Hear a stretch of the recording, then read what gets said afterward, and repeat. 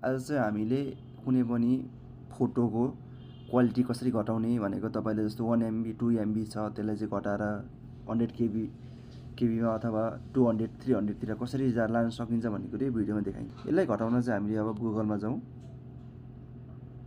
गुगलमा गएपछि हामीले रिड्युस साइज बाई जेपीजीमा जाउँ। त्यसपछि तपाईँले हेर्नुहुन्छ रिड्युस इमेज अनलाइन भनेर देखेको हुन्छ सेकेन्ड अप्सनमा है त। तपाईँले यहाँ एकपल्ट क्लिक गर्नु। क्लिक गरेपछि तपाईँले सेलेक्ट इमेजको अप्सन दिएको छ, तपाईँले यहाँ एकपल्ट क्लिक गरिदिनु भयो भने तपाईँले यहाँ 3टा अप्सन दिएको छ। तपाईँले फोटो अथवा भिडियोमा गएर तपाईँले त्यो फोटो सिलेक्ट गर्नुभयो, मानौ टिक लगाइदिनु है त। तपाईँले यो यहाँ दिएको छ, तपाईँलाई यो जेपीजी फाइल छ, यसको 9.75 MB मा छ।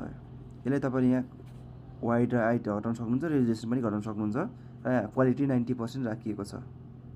र यसले तपाईँलाई रिसाइज इमेज हान्नुभयो भने कति MB भएको छ भन्ने कुरो तपाईँलाई यहाँ देखाउँछ है त।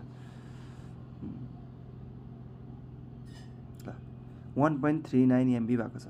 यो पनि धेरै भयो, यसले घटाउनुहुन्छ भने तपाईँले अझ यहाँबाट घटाएर तपाईँले मानौ 60 राखिदिनु, राखेर तपाईँले रिसाइज इमेज भनेर गरिदिनु। हेर्नुहुन्छ भने कति 281 KB मा चाहिन्छ। जस्तो यसलाई डाउनलोड गर्नुभयो भने अब तपाईँले यो फाइल चाहिँ तपाईँले 281 MB मा पाउनुहुन्छ। यस्तै भिडियोको लागि सब्सक्राइब गर्नु होला।